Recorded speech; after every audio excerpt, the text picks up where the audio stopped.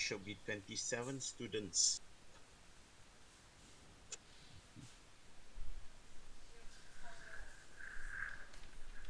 Two more person not in yet.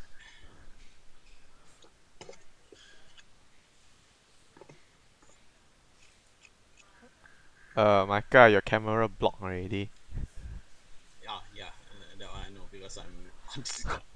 Okay, okay. Yeah. Okay. So, moment, yeah.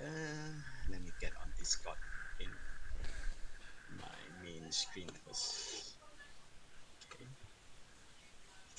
Sorry, so you can see my dirty clothing's behind. All right. Okay. Let's see. 821. Yeah. Chen Sheng has messaged me about his emergency. Yeah, so he'll be coming up. Yes, y'all can see my face. All right. Yeah. So this just an update for all of you, and let the other people know about this. From now on, directive from our bosses up there is that we have to show our faces. Okay. All right. Because that is proper etiquette when you are doing video conferencing or any sort of online uh, meeting, like interviews and things like that. And we want you all to actually start uh, learning and using the right etiquettes for online, because we don't know when this COVID-19 situation will end. And during this time, all of us should learn how to be a proper user for online systems lah. Okay, I hope that makes sense to you all. So from now on, we will start using our video cam. When you do presentation, you will need to show yourself. Okay, that's mean we need to see your face on video. Now we are not going to use Discord's video system, but instead, I will advise you all to use in Microsoft Windows. You can actually tap into your camera like what I'm doing now, and basically show your face on screen, right? Okay. Does anybody have a problem doing this? Can you voice out now if you have a problem?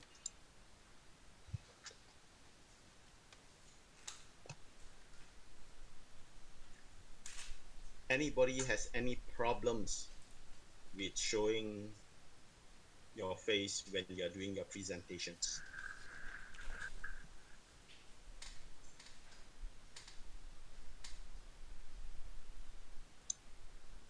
No problem, huh? Awesome. So if there's no problem, then it shouldn't be an issue lah. So all you need to do is activate your camera for your laptops. For those of you using laptop, you should already have a camera built into your laptops. Okay. For those that are using PCs, you have to get yourself a webcam. All right. Sorry about it, but no choice with all these online things going on. All right. We also prefer not to. It's just that, well, it's a directive from upstairs lah. Okay. All right. Awesome. First of all, anyone has any question? Hippo is typing.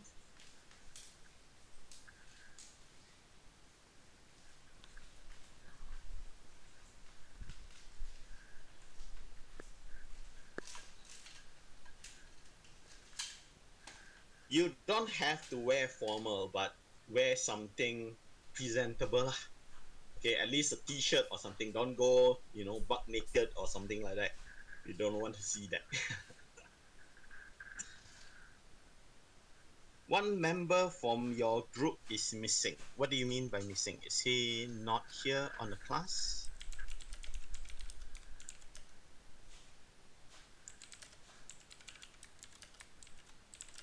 Hi, so just to confirm, right? Hmm. Today we are pitching, and then Yep. the three lecturers will be deciding which of the game pitch that we will be doing, right? All by today. Okay. Yes. You during for your GPS normally you pitch three games and then we pick one, right? Correct. Yes. Yeah. So that is what we will be doing. So you yes correct. You will be pitching your games for each team.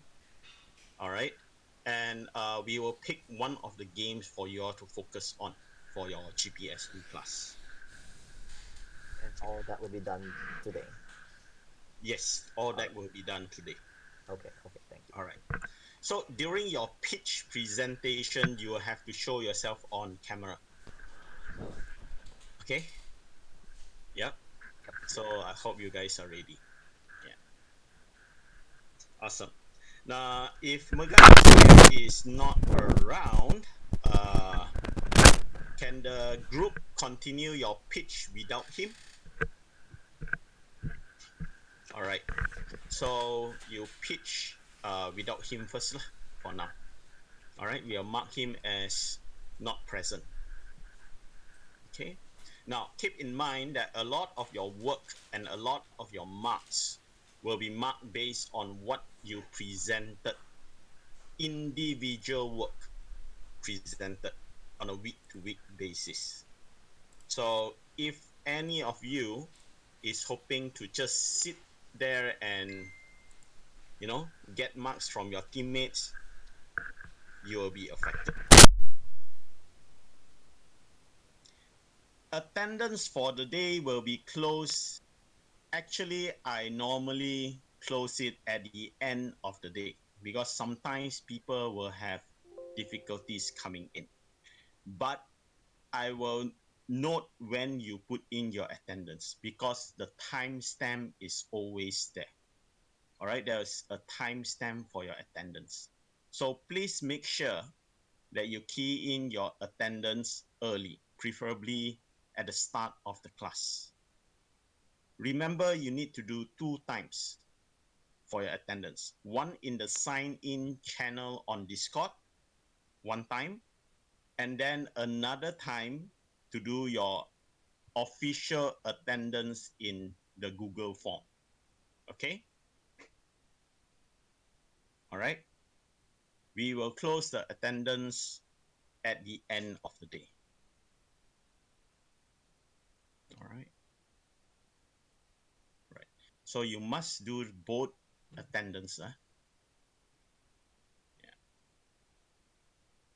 Okay. So if everybody is ready, what we will do is we will decide which group will start first.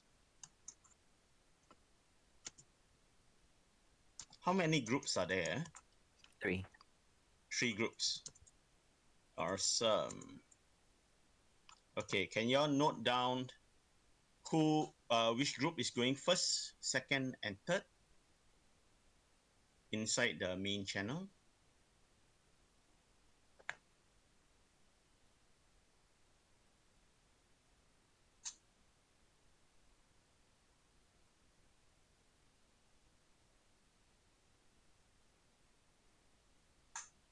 Inside the class channel, you can just note down who will be going first, second, third.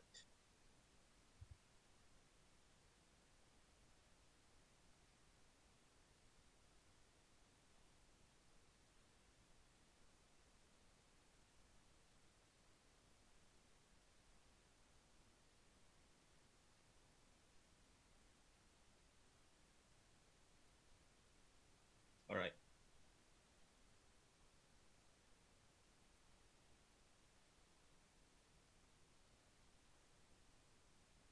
Okay, so Zero T is going to start first, then now creators, and finally stock feeding studios. Okay, so Zero T, are you guys ready? You all can start your presentation anytime. Okay, Javelin, are you there? Yes, I'm here. I'll be sharing the screen. Okay, I'll stop sharing my screen.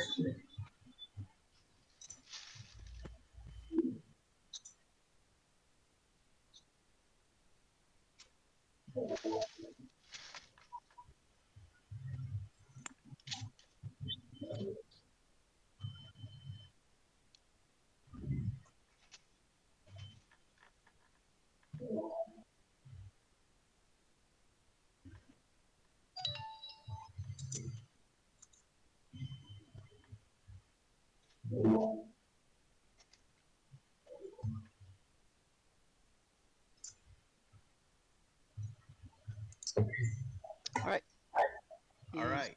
everyone ready? Yes, I can see your screen. All right, Which should we start or? can three person is sharing, so four-person is sharing. So which one Um, do I see first? Oh, I because think I thought Mine. we need to on our cams. Oh yeah, yeah. you can actually view multiple streams at the same time. Okay. Mine is the presenting screen. The others are presenters. Yep. Oh, I see. And can we off our cams after we done presenting? Oh my god, what just happened?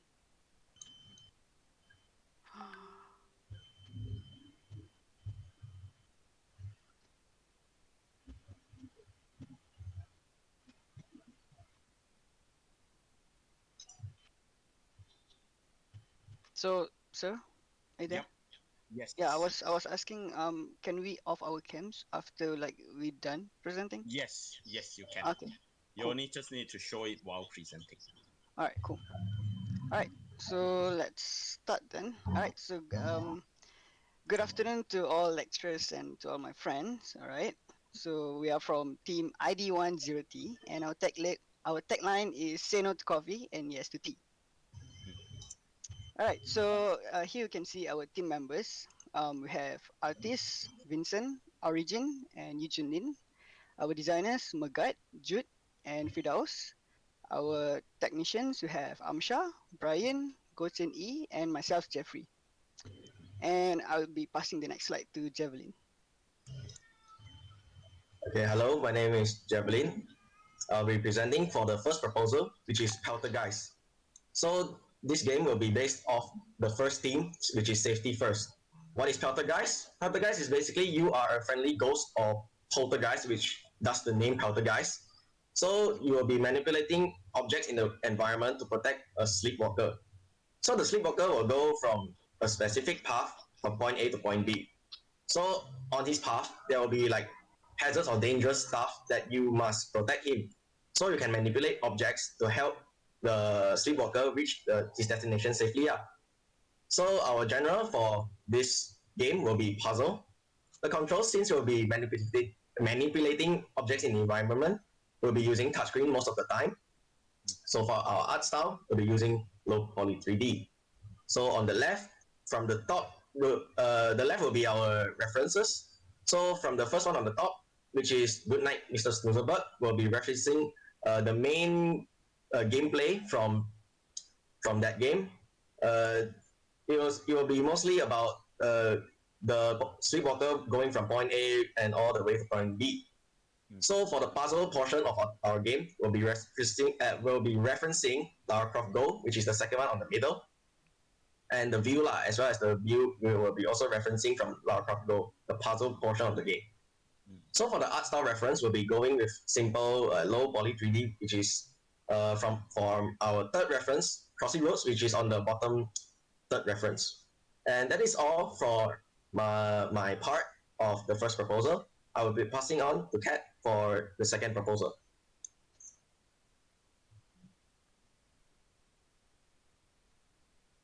Kat, you're somehow. Oh, sorry. Can you guys hear me now? Okay. All right, so I'll be presenting The Last Visit, which covers the theme for Happy Ever After. So The Last Visit is actually a puzzle escape story game that has a horror element where players get to experience the chill feeling of being in a haunted house. Besides that, the player are also able to interact with items to assemble and disassemble them. And while playing the game, players will be given an objective to solve it. So to make the game more interesting, we give players to solve riddles and puzzles along the way. And while doing so, they can discover the mystery behind the house. So our unique selling point is that we have amazing story plot that will attract players to be immersed in the story. We also have multiple endings based on the decision made by the players. So every decision matters. Lastly, we have a thrilling gameplay where the players ventures between the world of living and the dead. So the controls that we will be using is a joystick and some buttons.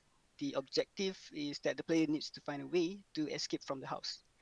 The art reference that we will be using for our game is heavy rain, and art style would be similar to Wonhon, which is cel shading and realism art. And our camera angles that we will be using is the same as PUBG, which is third person view. Um, so our current idea of how the layout will be is almost similar to the reference that we give in the picture given layout idea of settings. Yep. And that's about it. I will be passing on to the next presenter, which is Chip. Thank you. All right. So good afternoon to all of my lecturers. I will be presenting our pitch regarding the team she or he shot first entitled Bloodlock. So our game is a time-based dueling game where the player can select between four duelists.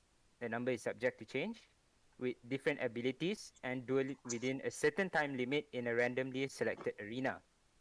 So a single bullet is all it takes for the players to end the game and declare a winner of the battle. For the art style, we are going with a cel shaded 3D or an anime art style akin to that of Valorant.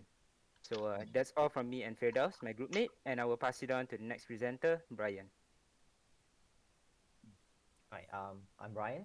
So I'll be pitching our idea on renewable energies. So the game's name is Centrifugia. Centrifugia is an open world sandbox game that revolves around collecting, crafting, and constructing.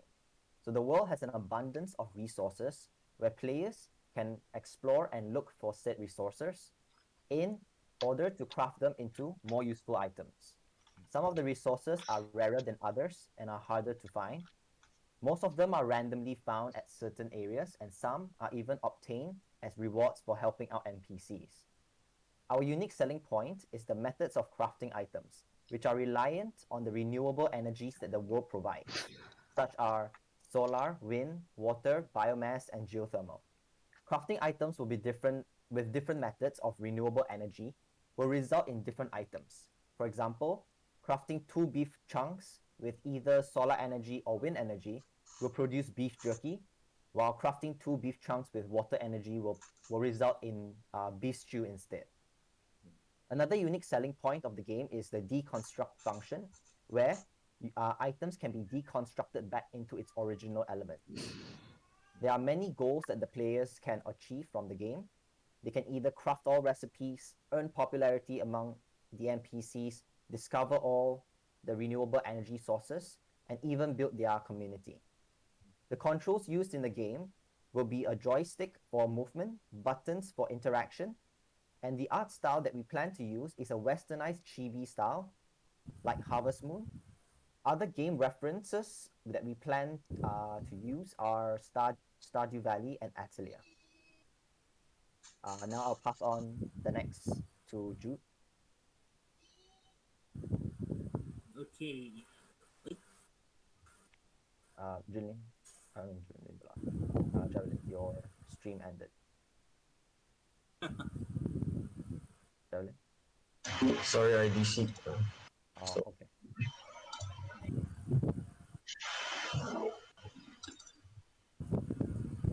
All right. Now Jude will finish the final pitch. Yeah.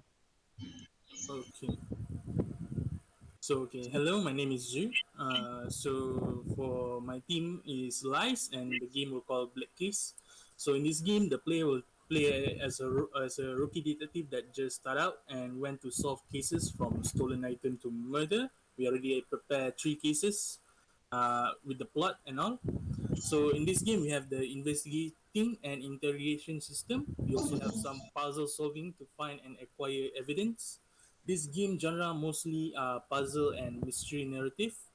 The control will be touchscreen, and for the art style will be stylish. The unique selling point for the game is take the role of detective and investigate the cases. So for reference, for the layout will be like for the layout will be the tiny room stories, and also the Great Ace Attorney Chronicle for the investigation and interrogation system. And for the art style, we can see that over there. For the art style, the stylish art style we're going to use is. So that's all for me. I'll pass back to Kat for finishing our presentation. Mhm. Yep, and basically that's about it from our team lah. Yep. Mm, So I see. thank you. Thank you. Any Can you go back to the first yeah. So it's going to be apologize. It's going to be so. In terms of visual art style, which screen are you using as a benchmark? I mean, you got three examples here for this game.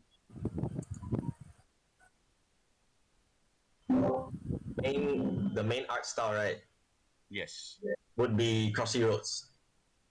Crossy Road style lah. Mm. Mm. Oh, this one is Crossy Road style. Okay. Uh, so this is going to be you manipulate objects. So this is a control the environment sort of game lah, basically. Yes. Mm. As a mobile game, remember you guys are making a 3D mobile game. All right. For as a mobile game, how will you do your controls for this? Have you planned it?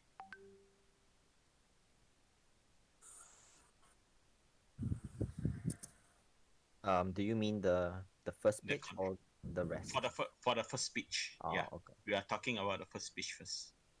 Right. Javelin. Sorry, I didn't see that. What was the What question? controls? The question was, since this is going to be a mobile 3D game, how will you do your controls for controlling the environment? Basically, the touchscreen there will be like interactables. You just touch on the uh, stuff, then it will move lah. Like if there's a hole, then there's wooden planks. You like drag the wooden plank on top of the hole, so he will walk on top of the walk over the hole. Okay, so it's a drag and drop thing lah. And Okay. sometimes there will be switches lah. Just tap. Can you drag something inappropriate to a place, or is it going to be fixed? Like if I drag the wooden plank to a river instead of a hole, what happens? Or if I drag the wooden plank on top of a shop, what happens? Mm, most of the that it will affect what the sleepwalker would.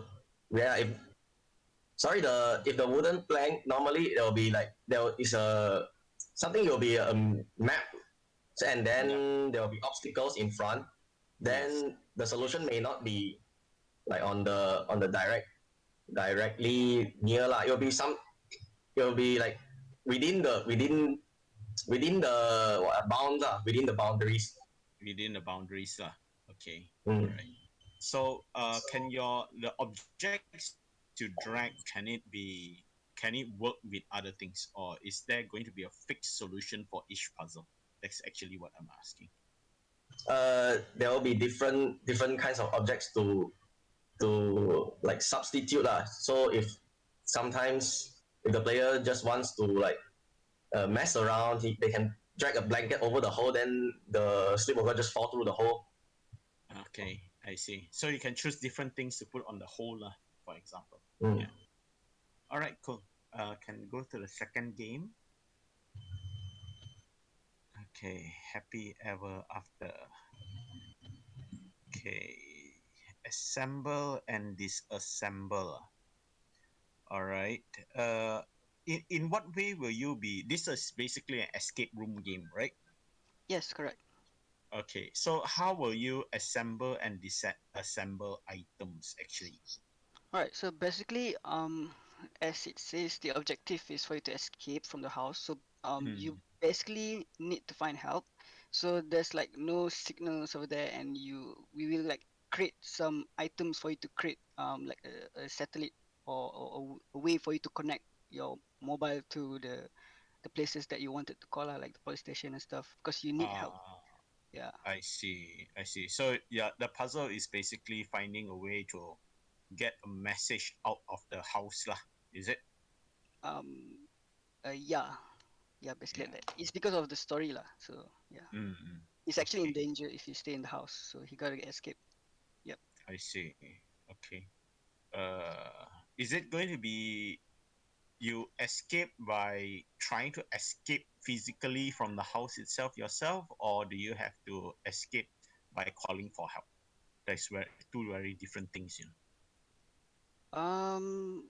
So we were actually planning to direct the player to go through all the stories, Mm, and if they choose to leave the house, basically the door mm, is locked, and even the window they can't break it because it's a okay. haunted house anyway. So Mm, yeah. So I we will see. force them to go through the story lah, and let them know what's actually going on in the house. Yeah. Okay. There's a I mystery in see. it. Okay.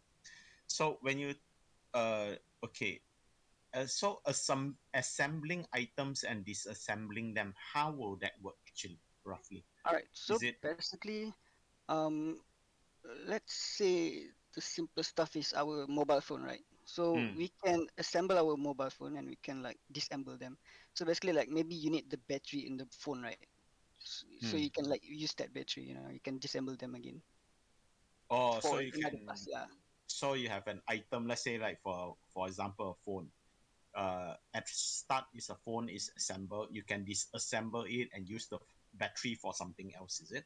Or Yeah. something So different? yeah, maybe you already used the phone to Mm, request help, and then after that you have another task. So maybe you need to enter a door into the door, mm, and that door you mm-hmm. needs like battery powered. So you that's the only battery you have. So you might want to give it a try. Yeah, I see. we're trying to go for that. Yeah. Mm. Okay, cool, cool, interesting. Next slide. Let's see. Good luck. Okay. So this is basically this a duel lah. This a fighting arena. Yes, sir. Mm. Is it a multiplayer or single player game? It will be a multiplayer, sir. Multiplayer. So it's a multiplayer brawl style game lah. Yes, sir. Brawling game lah. So basically a multiplayer 1v1 lah, in a sense. Yeah. Okay. hmm Multiplayer 1v1. Is it going to be shooting or melee combat? It will be shooting, but right now we haven't thought of the player's abilities yet, so Mm-hmm. there might be melee involved as well. So yeah, I see. yeah. Okay. So it's a multiplayer for two players. Are you intending to do this as a server-based game or is it going to be peer-to-peer connection? Now that one, well, I want to utilize a few of my group mates who have done a local host, so I would say local host for now. And if I can use a server, then maybe we might switch to a server. But for now, I would say local host, sir. Local host lah. Yeah, So local host, it's peer-to-peer connection lah. peer to peer. Yeah. All right. Okay. Thank you. You're Next welcome. one. This is the last one, right? Second last. Or second last. Okay. Stardew Valley. Okay. So this is this going to be an open world sandbox game? To a certain extent, yes. Okay. The question I want to ask is how big is this game going to be? Will you have enough time to do it as a GPS2 project? Maybe we'll just focus on a small area first, and then we'll see if we can Mm-hmm. expand it as much as we can. Okay. But for now, we will make sure that if this got selected, we'll make sure that the Mm-hmm. main stuff will be there. All right. Cool. The next question I want to ask about this game is for your resource and crafting, how detailed does it go down? How many layers does it go down? Is it like a simple crafting system? you add A plus B plus C in a recipe and it turns to something else, or is it going to be like Minecraft? It's gonna be A plus B equals blah blah blah. Yeah, it's not gonna be Oh, like Minecraft where it's just different. This different it's gonna be things. yeah, it's gonna be quite simple. I wouldn't say it's gonna be so complicated to the point where I don't think we'll have enough time for that. Mm, yeah, Yeah. that's what I want to double check. Right. How will your movement be? So, is it joystick for movement lah? Yes. Okay. Westernized GB star. How do you do westernized GB star? Mainly it's just like Stardew Valley kind of. Actually Harvest Moon kind Okay. of. Harvest Moon star lah. Okay. Yes, like the That's thingy actually prepared. just that's just GB star lah. Okay. Oh, Chibi Star. Okay. Yeah. But with Western theme, thematically Western. Yeah. Okay. Thank Now, you. cause I Next thought one. that the Chibi Star was like big head, small body. Yeah, it is. Yeah. That's I isn't that? think if I'm not wrong, Harvest Moon is almost proportionate with each other. Oh, okay. Yeah. All right. Then it's more like anime style lah. If it's Anime style. proportionate. Yeah. Okay. Cool. All right. Cool. And finally, Black Case. Okay, rookie detective game. All right. Okay. Are you going to be following the 2D 3D thing combined? Yes, like the 3D will be when we investigate like the room, and the 2D will be goes for when we interrogate the person. I see. And how in depth will this interrogation be? Is there going to be like a complex dialogue system for you to Uh, choose multiple responses, get different type of results, different states? not so much lah, sir. I won't say we go that level lah. I will say like a bit around average lah. I will say. About average lah. So it's a fixed response lah. You always talk to Yeah, this NPC. This is always the case. yeah. Yeah. Okay. I see. All right. Okay. Will there be items and inventory you have to collect? Yes, Pick up yes, some items to solve some puzzles or things like that. Yeah. yes, yes. Right. Okay. So this is a murder mystery thing lah. Something Yeah, like Phoenix like that lah. yeah. Phoenix, right? Yeah. Okay. Thank you very much. That's all my questions. Lee Chen and Ziran, do you have any questions for their games? Uh, Not much for me. Okay, basically I'm just giving some suggestions to you guys when you're doing the presentation next time. Due to because you are doing now is pitching now. So one thing you need to take note is uh it's better you using some mock gameplay image rather than you just using the word to do the describe how does the game work. Because not all of us can imagine what you think on about the games, about the gameplay or what. So I personally when you're pitching a new game, uh I will suggest you come up with a very simple mock gameplay is rather than you just like trying to describe by wording. Okay. So I think there will be help a lot, even though in the I think so for the following weeks through the semester by the weekly updates. If something you want to try and come up with showing your idea or what's, yes, you can try to use some image to do some very simple photo manipulations to to to present your idea. Use the image to present your idea lah, I would say. Okay. Other than that, I have no much question. Okay, thank you. Steven? Uh, I think on top of this, right, my main suggestion is that okay, I mean this is kind of the first time I see student pitch more than three pitches. Uh, it it's good that you guys have a lot of ideas, but I on top of that I feel like you all should actually focus down on just a few top choices because it means that you have so many pitches, it may seem like you have indecision on a lot of things. But that's just a small part. The other thing is that again, slides wise, probably you might want to reduce your number of points. Uh, like not too wordy crowded into like one big slides. Okay.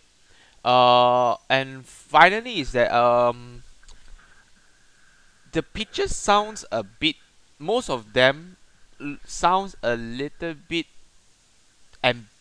ambitious, but like especially on the multiplayer. So I heard that since you guys have tested out, then should be fine. So tech wise, I'm just worried because like you have cell shaded. Cell shaded is not really artist's job mainly. It's actually more on the programmer's job. So you guys need to research on like how do you want to execute these, and I hope that the tech actually have like a brief idea of how do you want to execute these lah.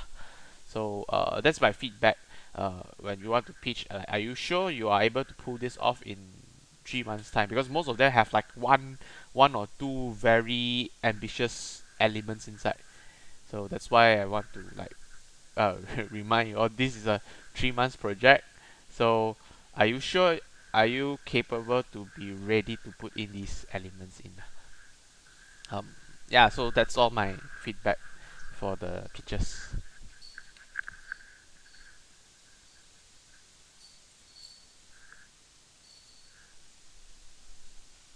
Hello, Mr. Zeren.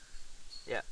Yes. Uh, just a question. If let's say we are not going to go with cell shaded for the blood luck, right? Hmm. And we go for an anime art style that's almost similar to Valorant, is that easier or still tough What do you as well? mean by anime art style? Anime art style is in 3D is literally cell shaded but with different Oh, okay. lightings. Yeah, that's true also. Yeah, so you Okay. see, if you want to do that, uh, you want to research how do you want to execute it rather than say, hey, I feel like I want to. So yeah, I suggest next time when you guys want to pitch these To be more mechanics, right? realistic. Be prepared. Like if someone is asking you very technical, like what kind of how do you want to achieve this cell shaded? You have some idea. So at least like I heard that you all tried some local host stuff. So which is okay. At least you guys try out some multiplayer concepts. Um, although that you are local host doesn't mean server or peer to peer, but at least you guys tried something, which is good. So same thing like all these arts, you want to make sure that is it possible to show uh, in either through shader or that needs tech or that this is a purely artistic choice, because if you are just fully rely on artists, how do you want to do it? You might need some test art to see whether you can just carry out this without even using codes to have like cell shade or anime-ish looking kind of thing. Most likely it's a hand drawn with a very stylized proportion lah, but the lighting will affect it also. So yeah, so this is something that if you want to do this, you want to actually put research on. In fact, you might need like a dedicated programmer to work on the integration on this. Okay, so Okay. yeah. Thank you, sir. I I personally I would suggest you before you make any decision, you try it out first. Like let's say somebody want to go for shell shaded. Do you try to do shell shaded before? Okay. So it's good for you to try it out now to make a um to set up a workflow which is suitable for your project. Okay. Instead of like you use those like typical pipeline, like you do the 3D model, then you texture, then by week 6, week 7, then you only import, and you found out it doesn't work. Then you want to change the whole method, the whole workflow again. It doesn't work in that way. So that's why you by the beginning of the semester, I will really suggest you guys to try out. No need, just try out few props, put into the engine and see how does it look like. is it what you really want? Then just set it as a standard workflow for your project. Try it as soon as try it by the first few weeks, then will be great. Don't try it at the 6 or 7 week. That's too late already. It's no then by the week 7, week 6, then you tell us, oh we me and my team try already, but it doesn't work out, so I want to change to another method. What can we do? Then what is kind of wasting time. You're wasting your time and wasting, and we can't do anything because you can't achieve and you have to change already. Then you wasted 1 to 2 weeks to do the adjustment. Then you only can do then you only can import those things and try to achieve what you want by week 9 or week 10. All right. Okay. Don't make yourself into trouble into the trouble. The way is test it out first, solve the problem as early as possible. Okay. Noted, sir. Yes, you must avoid it. Okay. All right. So out of this few games that you have pitched, what is your favorite? Which one do you think, if you are given the choice, which will be the one that you want to do? Can you hear me? Yes, sir. But Yeah. Or guys, you don't want to choose yet? Well, if anything, uh, it sounds like the first pitch already had like a firm idea of things, and it received the least backlash, I think. So Mm-hmm. it sounds like number one might be selected, in a sense. Yeah. You no, I don't have a preference, is it? I'm just asking to know what the group feels about all the ideas. Actually, oh, yeah. uh, Personally, for me, sorry, I'm Jonathan Golden E. So personally, more for me, actually, if you ask for preference, me myself, after discussing with Kat, right, me myself will actually um more pointed to the last visit, but this is from me lah, not from the group. Sorry, which one? The second one, The second one. Okay. yes. All right. Okay. Cool. What about the rest? Or you can say don't know anything. Okay. Personally, No I think I'll problem. go with the first pitch, Portuguese. Yeah. First pitch, second pitch. Okay. The I'm rest. going with Portuguese because it sounds simple on paper. Okay. It sounds simple. Yeah. Okay. Sounds maybe it's hard lah. Sounds simple, but maybe could be hard. I don't know. All right. All right. On concept is simple. Okay. Looks I like guess I guess we all gonna go with Portuguese because majority of the votes in our team is Portuguese. majority of the people wants to do Portuguese, prefer Portuguese. Yeah, when Okay. we were brainstorming, majority Mm. went for Portuguese. So yeah. Okay. I see. Now, no promise that it will be Portuguese. I'm just asking for your feedback. Okay. All right. All right. Thank you. Okay. Okay. Thank you, guys. Yeah. All right then. Team second group. Are you all ready? Yes, sir. I'll share my. Awesome.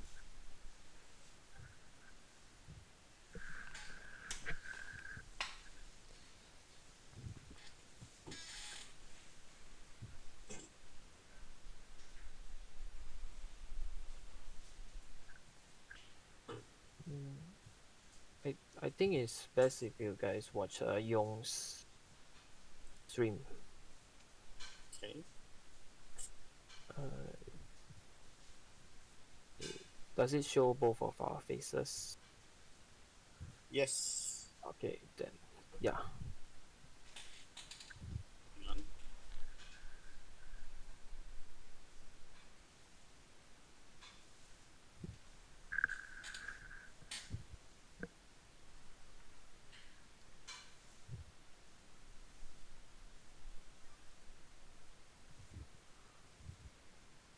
All right. You can start. Okay, I'll start now. Okay, hi. We are Team 3. We are now creators. This is our team members, which is for the art is Joshua Chin, Ryan Ko, and Min Long. For design, there is Samuel, uh, me, Chipin, and for the tech, there is Xian Yong, Min Jing, Zheng Jie, and Liza Zhang. So for the first proposal, our game name will be called Paleo Dash. So for the brief description of this game, it will be an endless runner set during the Stone Age. So players need to collect items and dodge obstacles. And players also have the chance to change their path during gameplay. For the view, it will be third person and portrait view. The unique selling point of the game it will be that this game lets the player choose multiple choice. There's multiple choice path for the player to choose from. Then there is also we also features multiple Stone Age era as the background of the game. For the target audience, it will be kids and teens who are into human history. For example, the Stone Age. So the theme and design for this game will be the theme will be the theme will be safety first, and the overall game design will be a endless runner set in the Stone Age era. Our reference will be Crossy Road, Agent Dash, and Subway Surfer. So for the art style and direction, it will be the main art style will be Stone Age, and then the direction will go with low poly 3D and cartoonish style. For the tech feature, there is procedure generation for the levels, and then for the controls, there is swipe control movement, and then there is also path selection and level transition during gameplay. There is also obstacles in the game, and there is also score system to reward the players. For the second proposal, our game name will be called Gun Show Standoff. The brief description will be the player will win by assembling your weapon faster than your opponent. So the view will be top-down and landscape view. And then the unique selling point is that this game has a unique gameplay, has an immersive control. And then for the target audience, the main target audience will be teens and gun enthusiasts. So the team will be he or she shot first, and then for the overall game design, it will have similar to a guns assembling simulator. So for our game reference, it will be War of Guns and then um, gun customization sequence in most FPS games. The art style and direction will be cartoonish style, and then there will be cel shaded characters and low poly 3D models.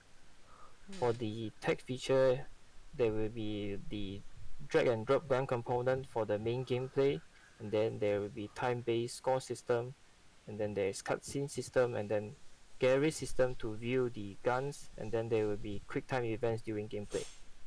That's all for my. I will be passing on to my teammate. Okay. Hello everyone, my name is Shen Yong, and for our third proposal, the game title is called Dystopia. So the brief description of the game is multi-role single-player games about surviving a zombie apocalypse. So the player will control two characters to build defense and scavenge for resources to survive the night. And the character will take turns to get shot, which is the vaccine, before they head out. So the game will have a top-down view and also in landscape mode.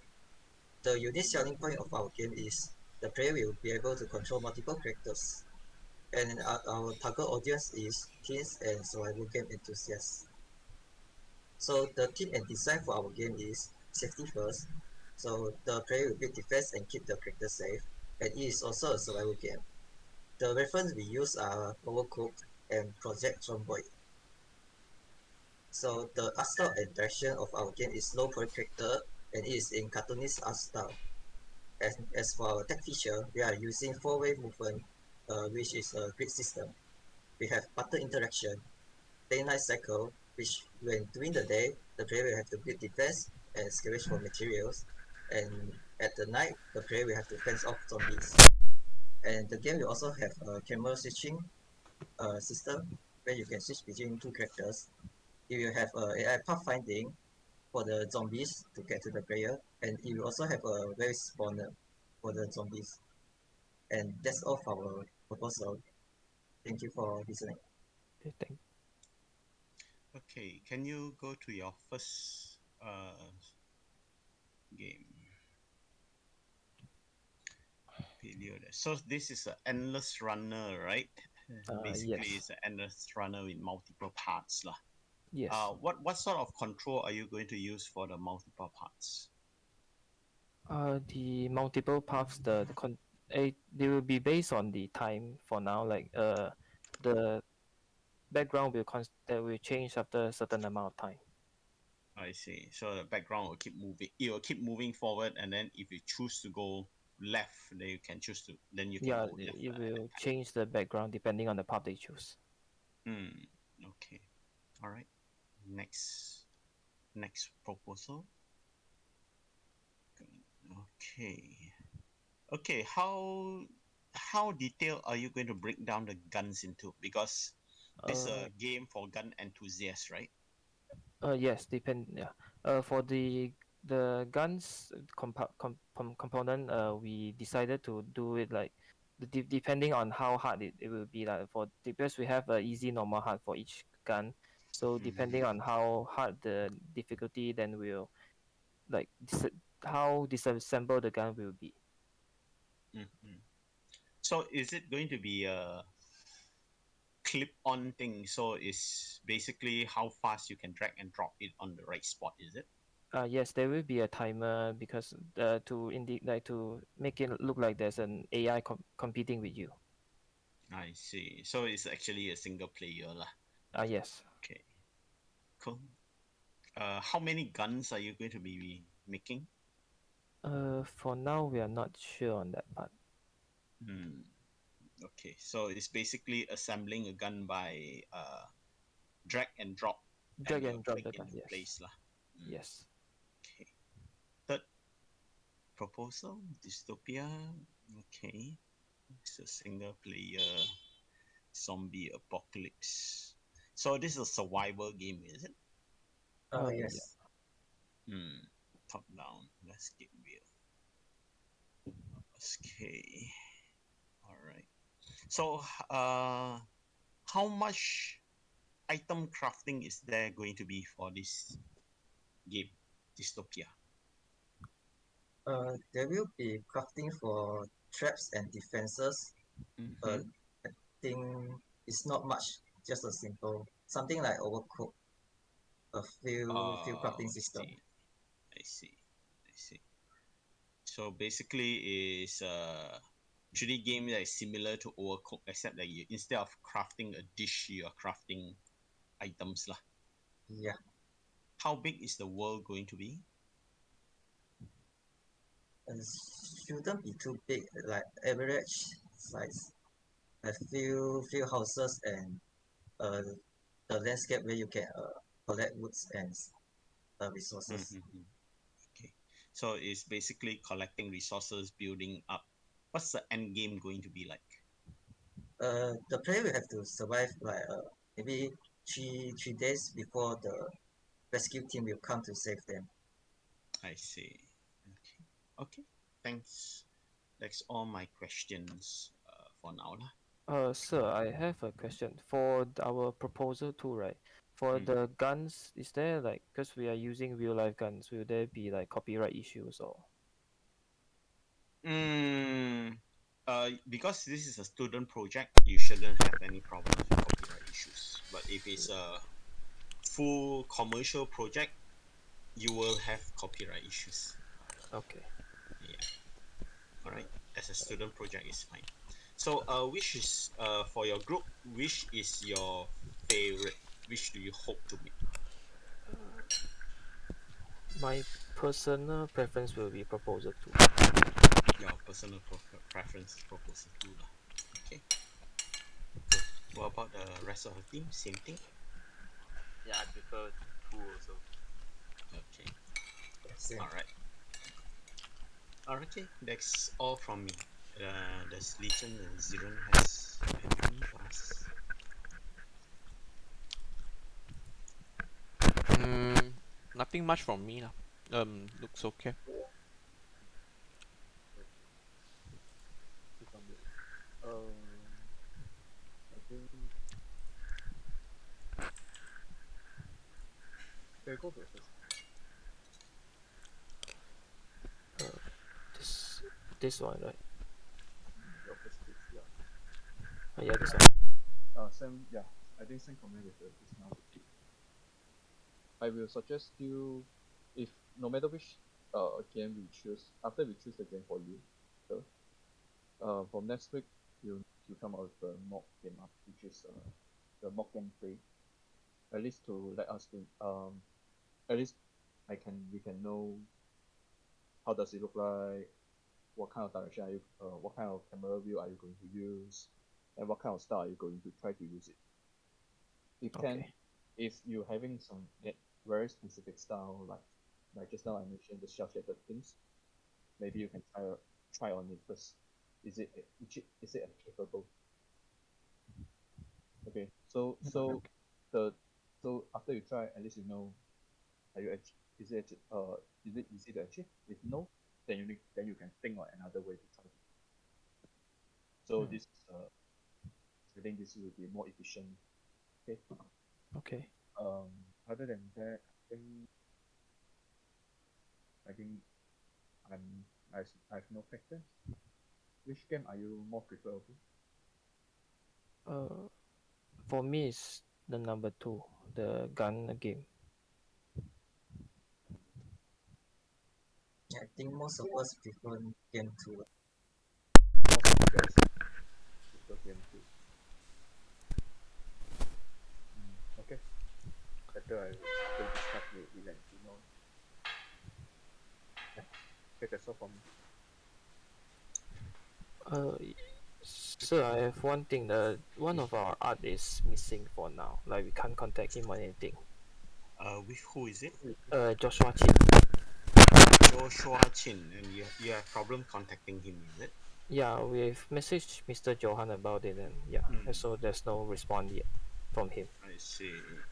Okay, we'll take note of that, and then keep us updated on whether you can get in touch with him or not. Okay. All right. Like I said, a lot of your work will be based on personal work basis. So just see what you can do to carry on without him at the moment. All right, and we'll try and check up on him on whether he'll be in this team or not. Okay. Awesome. Thank you very much. Okay. Thank you, sir. Cool. Next team two. Now, team three. Okay. Before we go to team three, make sure that you all upload your presentation slides so that we can have a look at it. Yeah, inside the file upload channel. Okay. Can you do that? So please upload. All teams need to upload your presentation slides there so we can take a look at it when we discuss which game you guys are going to focus on. All right. Cool. So team three, are you guys ready? Yes, sir. So regarding the file upload, right? I assume we also upload the presentation slides to the folder that we are sharing with you through the Google Drive, right? Yes. Upload to both. Upload to both. Okay. The one here in the Discord is for us to look through as we are discussing. Easier to see. Yeah, it's the same file on the Google Drive. You can just share the link here. You upload into Google Drive and share the link here, right?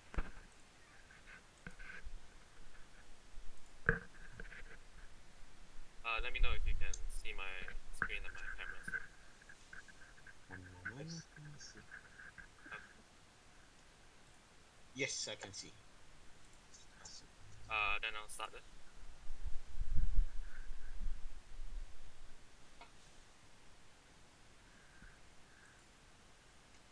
Then sir, I'll go ahead then. Okay. Yes, you can start. Okay, thank you. So hi everyone, I'm Jin. I'm from Stop Feeding Studios or Team 2. And today, me along with Tiancheng will be presenting our pitches for GPS2. comprises of 9 people, and these 9 people are Kitho, Zafir, Kawe, me, Tiansheng, Alif, Yipi, and Kangren. So Kitho is the art lead, I'm the design lead, and Aleph is the tech lead. So I'll move on to the first pitch. So for our first pitch or proposal, the title of the game will be Unseen Consequences. So what is this game? This game is a atmospheric first person single player survival horror game, where things are not as they seem. So the kind of twist to it is that players must escape the level, a level that's filled with invisible traps and monsters. So we are taking inspiration, a lot of inspiration from games like Amnesia and Layers of Fear for the kind of atmospheric setting and tone of the game. So the unique selling points of our game, or the intended user experience for our game, is that it's a intuitive yet refreshing take on the regular generic survival horror genre. So players must learn to adapt to different kind of circumstances and situations, rather than following like a single type of play style in the game. So I'll for all of the mechanics, I'll go more into them later. So our first design pillar for the game is invisible threats and unseen consequences. So this by design pillar, what I mean is like our core concept that kind of governs the identity of the game. So this design pillar is ties into the theme of lies. So I'll explain how that ties into the mechanic later. But basically, what this means is that the main threat of our game is invisible. So both the traps and monsters in the game, they are either truly invisible, or they are like camouflaged amongst other objects. So the player, how he overcomes this challenge is by using the tools at his disposal, which we will go into more later, to avoid being deceived by these threats, right? So I'll go ahead and play like a really quick clip of like a game that uses kind of the similar ethos. So you can see here that he has a device where it shows that there's like invisible entities around that. You can't see them in real time, but you can see them on the internet. And if he gets too close to the monster, he'll fail the level, right? So yeah, I'll go into more of that later with the later slides.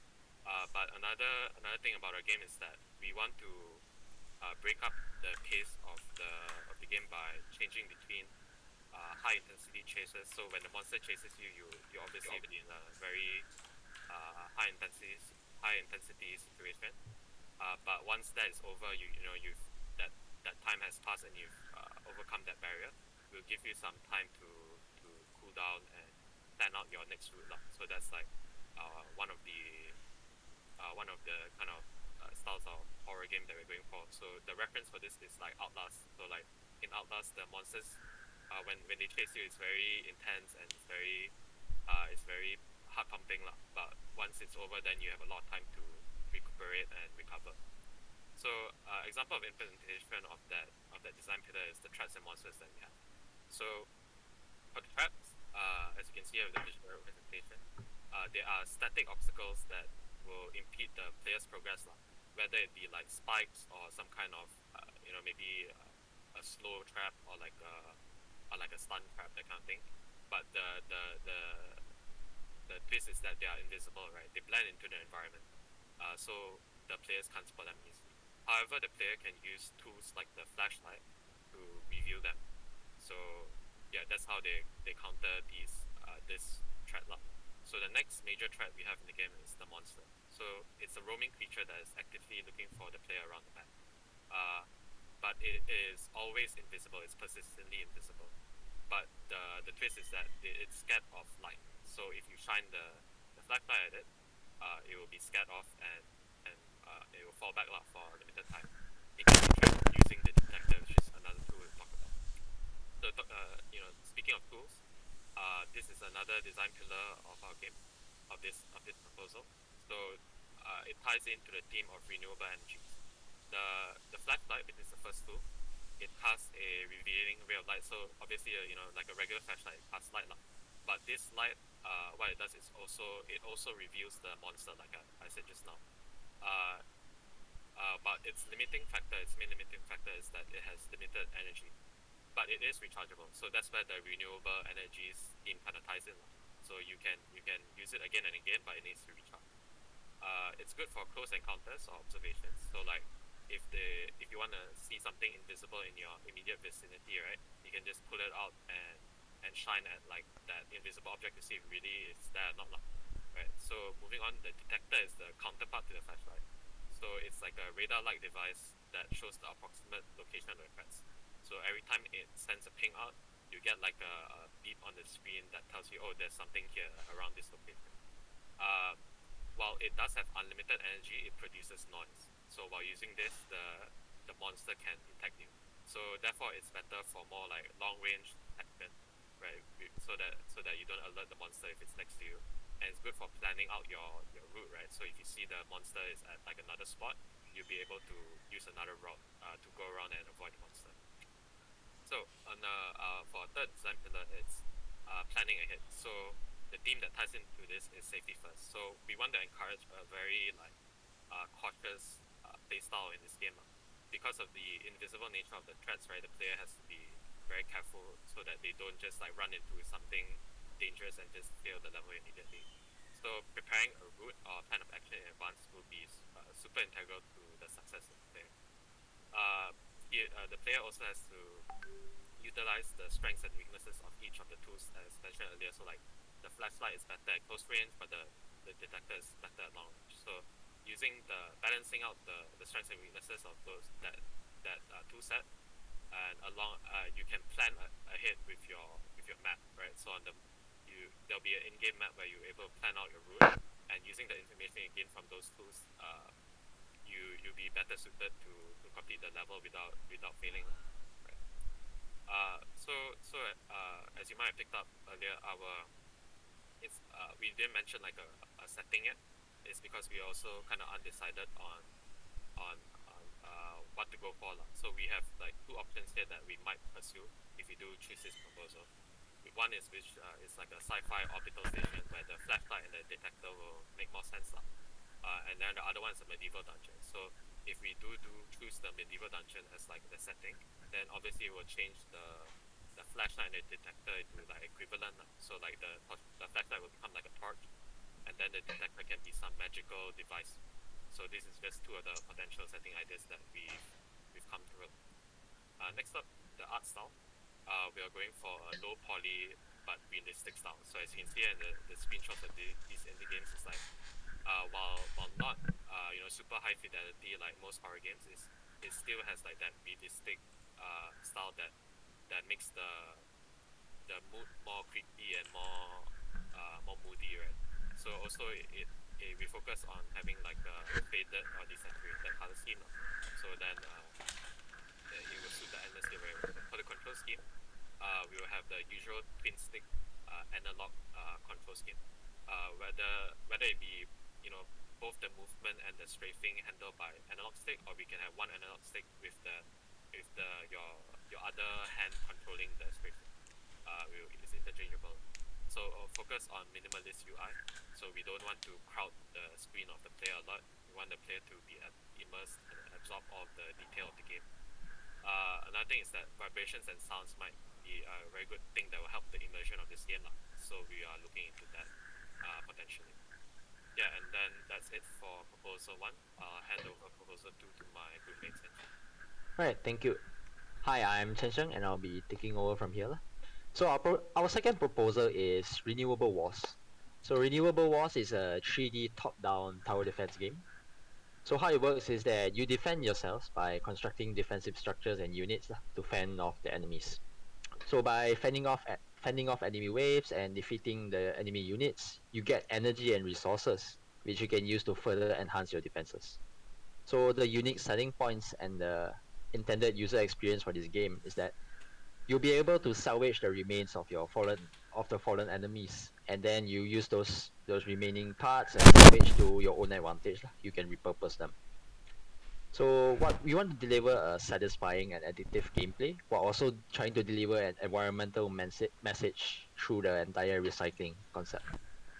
Next, please. Thank you. So yeah, this is our design pillar for this game. which is the salvaging of resources and parts. So this is one of our themes, which is renewable energies. So the resources that will be used to build and upgrade the structures or units are obtained by salvaging fallen enemies, as mentioned before. And then we also have a secondary resource, which is energy. So energy is slowly gained after every wave. So energy can be used to grant additional buffs and effects for your units.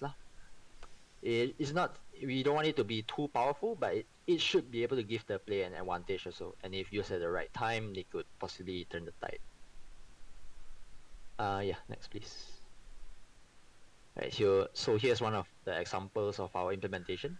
So our core mechanic is salvaging and reusing. So as mentioned before, defeated enemies can be salvaged for scraps and parts. Then the salvage scraps and parts, you can use it to construct and upgrade existing structures. Or you can even construct your own like powerful ally units. So there will be multiple variations of unique upgrades for structures and both units, depending on the scraps and parts used. So take for example the photo I have there, the cannon enemy robot. So defeating them, for example, will give you a Mega Buster and some scrap. So using the Mega Buster, some scrap, and the base robot body, you can create your own one powerful unit. So in this case, it's Mega Man. Yeah, next please. Right, so just now was an example for units. So here's one for the structures. So defeating this turret enemy mob grants you 2 parts and 1 scrap. And then on the right side, you have like a base version of your cannon structure, for example. Then there's 2 routes you can go, depending on what upgrade parts you use. So yeah, different variations, different effects. Alright, next please. So our next theme is safety first. So this is basically what makes a tower defense a tower defense. So you're making preparations before the start of a wave to ensure your victory and survival. So one example of it will be that you'll be planning out your defense based on your available resources. Right? So as mentioned before, you have multiple types of available upgrades and unit variants. So you have to balance out your what upgrades you want, what you need versus what you can afford right now. Yeah, next please. Yeah, so here's just some of the gameplay style example. So for the gameplay perspective, we have the classic top-down tower defense perspective lah. As for the format, so for the format, we'll mostly be going with the classic tower defense format lah, which is a mostly linear kind of way. So maybe 1 or 2 entrances for the enemy to come in, and 1 or 2 exits you have to defend. But as we continue to make more difficult levels, one possibility is that we can have multiple paths, multiple branching paths in the map, based on the difficulty scale. Another possibility is also maybe you can have the paths appear halfway throughout the entire match, right? So the player will have to adapt on the spot. So that will definitely add some intensity to it. So to accommodate for that, our preparation phases will be timer based instead of the usual, press the button to end the round kind of thing. But in return, players will be able to build and upgrade their stuff anytime, even during the waves. So the preparation phase will be more of a safe time period. Right. Next, please. Okay. So for the control scheme, we have, because this is a phone game, so the main method of interaction will be tapping the buttons and icons. As for spawning your units, you'll be dragging and dropping them into the game area. Of course, you have to fulfill the requirements first. In this case, it's the whatever much scrap and parts required.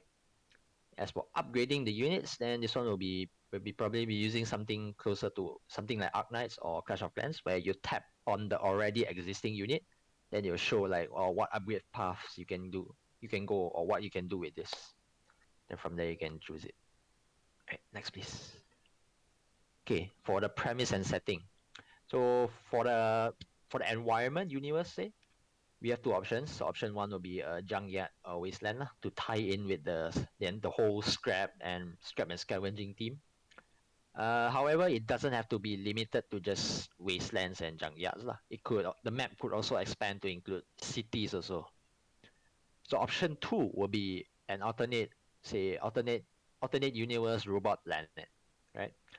So this helps with our helps tie into our two robot factions lah. So the player side, the enemy side, which is the eco-friendly faction versus the pollution faction. If we go for the robot planet one, we'll be able to have more map varieties because map varieties and environments lah, because it's a whole new planet instead of just one setting. Okay, next please. These are the two factions we have. So faction one, the eco-friendly robots. So this is the players faction. So the eco-friendly robots, they represent eco-friendly elements lah. So recycling, reusing, repurposing, that sort of stuff. So because of that, their whole aesthetic to it, their whole team per se, it will be more scrappy like. So you reflect that in their look lah. So it's kind of their way to repurpose or every available resource, don't let it go to waste, that kind of thing. So faction two, the pollution robots, the enemy is kind of the opposite. So they represent pollution instead lah. So they are very industrial like. So they have an extensive use of resources. They use a lot of resources, and fitting with industrialism, they look very clean, simple, and more mass produced. And their style is more use and discard, one time use kind of thing. So it's the opposite with our player faction. Right, next please. And lastly is our styles and considerations. So for the art style, we'll be going for a 3D stylized, low poly kind of style, kind of look, right? And then the entire theme and aesthetic will be revolving around the whole eco-friendly versus pollution thing we have going on. One thing we'll need to prepare is the variations of existing units as well as modular scrap parts for unit upgrades lah. Because as mentioned before, unit upgrades will be similar but like with variations ma. So the modular scrap parts can help with that. For the tech considerations, we have the tech will have to implement various animations for existing units. And because it's a tower defense, there'll be a huge number of particles and projectiles also lah. And then we also need to prepare a good enemy pathfinding. Right. So that's it for proposal 2. Now proposal 3 is okay. So proposal 3 is the Mind Doctor. So Mind Doctor is a 3D text-based strategy game with some puzzle elements. So the player will be taking on the role of a mind doctor. So what he does is he cures the patients by adjusting specific traits in their minds. So upon starting your treatment, the player is presented with various traits lah, with varying levels, and the doctor will have to decide so which one to suppress, which one to encourage. So think of like one guy has level 10 aggression, but his kindness is level 0. So you have to adjust accordingly. So the unique selling points and the intended user experience for this one will be that each patient will have their own traits and problems that will need treatment that the doctor will have to take care of. And then as a doctor, you'll be seeing the consequences of your treatment. So which will make you contemplate if did I make the right choice or not with that patient. All right, yeah, next please. So the design pillars for this one will be manipulating the minds of others. So one theme we have going here is the happy ever after. So as mentioned before, the main goal of this game. So as a doctor, you want to rewrite the right traits so you can have a happy and satisfied patient. So one example of implementation we have here is that rewriting the right traits will give you a happy patient. The happy patient will be moving on with their lives happily. So one thing you want to have is also after your treatment, you get a report from your patient showing their state and well-being, everything like, hey doctor, I'm doing fine, thanks for your help. On the opposite though, next slide. Right, on the opposite side, we have the other team, which is lies. So what the doctor does, the rewriting, the adjusting the traits and memories and everything, is essentially is forced manipulation of a person's mind in order to create a fake form of happiness lah. So in a way, this kind of makes you think: is what you're doing morally correct? Is it true happiness? Right. So one example we have here is that if you rewrite the wrong traits per se, it may lead to some undesirable outcomes. So these undesirable outcomes can also be seen in the patient reports. All right, next please. So here we have the control scheme. So for this one, it'll be so upon beginning your treatments, you'll first see a 3D interactable representation of your patient's mind. So you can see in the pictures there is that kind of scientific digital like brain. So parts of the brain, like segments of it, will highlight out to show what trait is here, what trait is here, and the details. So like you can see the plaguing reference there. You show that is where you see most of the details, the explanation there, and then from there you can adjust lah, adjust based on your patient and what you think is right. And then at the bottom you also show your patient's condition currently undergoing treatment. Right, next please. So the art style for this one will be a 3D stylized. So we want to go with a dark monotone color palette here, and with also bright lights. So dark monotone is to fit with the morally gray theme that we have. Technically, what we're doing is morally gray, so we want to tie in with that. And also the bright lights is to tie in with the clinical medical setting, as a doctor. Right, so dystopian future aesthetic is because technically what we're doing, manipulating the minds of people, is kind of futuristic. So the dystopian future aesthetic is there to help tie in with the time period. Yeah, next please. Right, so next for the last one, I'll pass back to Max. Thank you, Tianchuan. So for our last proposal, this proposal is called Mainframe Madness. So what this is it's that it's a casual top-down task management game. So as you can see here on the right, one of our references it's a game called Enemy on Board, right? Not so much the gameplay, but also the perspective, right? So the character is here, you can move around, and then the perspective, the objects and the perspective will look like this. Players will play as a PC guardian. So what is a PC guardian? Essentially, it's an entity that is tasked with keeping a computer running. So he's living inside the machine. One of the unique selling points or intended user experience that we want players to go through is that it's a fast-paced, addictive gameplay loop that keeps the player coming back for more. So like those casual mobile games like Candy Crush or like Angry Birds that really like they hook you after a while. We also want the game to have a high replay value, and how we plan to do that is to introduce like optional modifiers and difficulty settings. So as you can see here, another one of our references is the PC building simulator. So the kind of way you're able to manipulate all the PC parts was one of our thematic references for this proposal. So the first design pillar is that is protecting the PC. So this ties into the themes of safety first and PC shot first, which we are going to. So as mentioned earlier, the PC guardians are entities that prevent the PC from breaking down, and you're playing as one of them. So as the PC is being actively used, so it's not a derelict PC, it's a live actually being used PC. The stuff like game modifiers and negative conditions are introduced because when you're using a PC, the PC heats up, the PC is it can be overworked and stuff like that. So it's kind of a matching thing. So this also ties in how it ties into the he she shot first is that because you're not the one controlling the input or what's going on in the PC, you have to in that sense that the sequence is and that power is belonging to the user of the PC rather than you. And the safety first is to prevent anything bad from happening by being the PC guardian. So the player will have to accomplish the task and overcome obstacles on a tight timer. So it's like very fast paced game. We plan to either have like an endless mode or like a round based mode where both of them they'll be doing the objectives just in different amounts. Next up, the example of implementation of this design pillar is that the core task for the player will be diverting power all over the computer. So as some of you might know, the power supply is the most integral part of the system. Without it, the PC will fail to work. So the player has to maintain that power supply by replacing broken power cells or repairing or cutting power lines, like the wires inside the PC. So the power supply has to be kept above a certain level. If not, the player will fail the game. So as you can see here on the right, we have two references for this kind of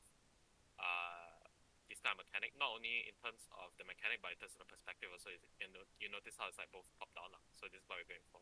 The power grid are like there'll be the power grid like going around the player, and then they'll be able to interact with it. Next up, we also have side tasks and hazards. So these side tasks are optional tasks that will help keep the PC running. So they are not like the main task where is to keep the power supply running, but they still do help out in your progress. So they are like simple. When you move to them, there are like simple skill checks or mini games that you have to do. So, for example, like fixing a fan, you probably have to do a mini game where you clean out the broken fan blade or something like that. So you also have stuff like activating the antivirus or cooling the processor. As for hazards, which are the main challenge the players will encounter in the game, there are obstacles that could impede the player's progress. So these hazards are also affected by whatever modifiers are present and the scale of difficulty of the game, which increases as the game time increases. So stuff like computer viruses or overclock fan can be like the game obstacles. So for example, overclock fan when the when the person using the PC is overclocking the fan, they won't be able to the PC guardian won't be able to traverse that area because of the big the, the very strong wind, right? As for the art style of the game, we are looking at a low poly or cartoonish style for the game because it's a casual game, right? And everything is very PC themed or something that is very microchip or something like that.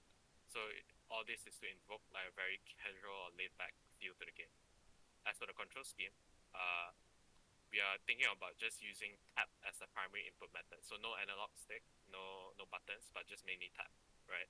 So in that way that it's very approachable and people don't have to worry about a lot of input methods. The UI for the game will be very high visibility as shown in the reference there. Of course, we will still have the space for the gameplay screen and everything. It's not just buttons. But yeah, they're high visibility, very bright and colorful to show the players the objectives and the tasks available in the game.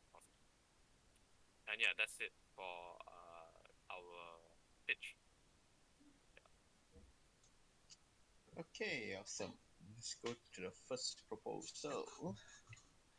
All right, so this one is going to be 3D semi-realistic, lah, I guess. Visuals. Okay, horror game.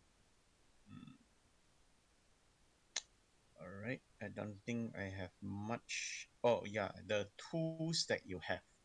Will you have all the tools at the start of the game, and you basically have to plan which one to use? Yes, I would think so. Like at the start, they will probably give you access to both of them now, I think. I see. Okay, so they start with, yeah, they don't have to find, but you have to manage because they have limited use, Right. right, or something like that. Yep. I see. Okay. Sorry. Is this going to be very combat oriented, or are you going to be running away from enemies? Probably running. No combat at all. No combat at all, lah. Yeah. Okay. So if you do a puzzle wrong, you die immediately, right? Or will there be like help or multiple life or something like that?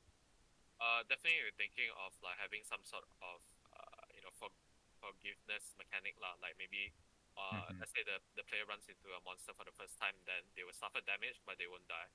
I But see. yeah, we'll probably make it quite difficult so that players will learn to like plan out because part of the game is to Mm. plan out, right? Yeah.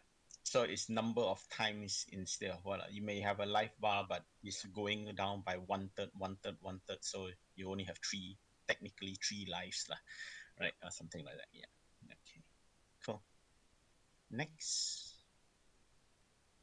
Mm, okay. Renewable walls. This is basically tower defense, lah. How big will the map be? Is it all going to show in one screen, or can you move the screen around to see bigger map area?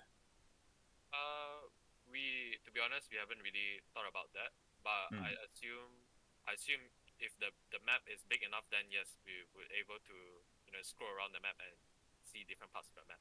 Yeah. Okay. Well, there, if it's a bigger map, will there be limited places where you can place something, your structures and things like that? Yeah, we're thinking of instead of being like sandbox where you can Mm. place everywhere, we give them like fixed spots that where they can only I place the see. structures there. Okay.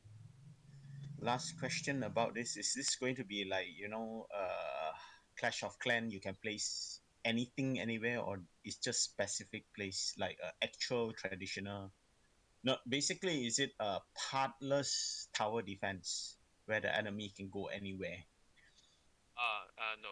For we thought about that, but we think that having like a fixed linear path is probably what we are going for, lah. Yeah. Okay, so it's going to be fixed linear partner, but there will be multiple paths, is it? You Yeah. mentioned something like that. Yep. Yeah. Yeah, Yeah. as the Potentially. difficulty progress lah, yeah, there's a potential. Okay. All right. Cool. That's my questions for two. Let's go for number three. Oh yeah. For two also. How many items are you going to be able to craft? Are they fixed, or is that, or the player can try and modify what they Mm. craft by combining different things together, or is Of the course, fixed rest we want to provide varieties lah, but I think it will be fixed a fixed amount, fixed variation. okay, fixed variations lah. Okay, cool. Let's go to the third one. Okay, for mine, doctor, interesting concept. Uh, the main question I want to ask here is, what is your objective? Is it to cure him? Is it to play around with his mind? Is it to twist him into a monster? What is your objective here? You want to kill him, yeah, but you may accidentally turn him into a monster lah. But the Okay. objective is to kill him because doctor ma. Yeah, lah, you can be a Yeah, mad doctor, ma. up for Mad consideration also. scientist. Okay. So basically, to advance, you have to cure, lah. Yep, keep curing your patients lah. Okay, what happens? What is the penalty if that's the case? What is the penalty if you fail, and you turn him into a crazy killer? Yeah. Actually, I was thinking about maybe uh additional premise for that is that because you're a doctor, you're working for the so-called government now, right, or whatever greater Mhm. power is in that universe.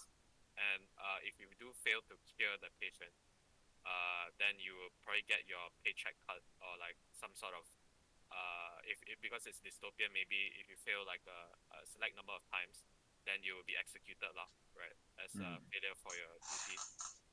So Yeah. I maybe see. something like papers please lah with the paycheck cut.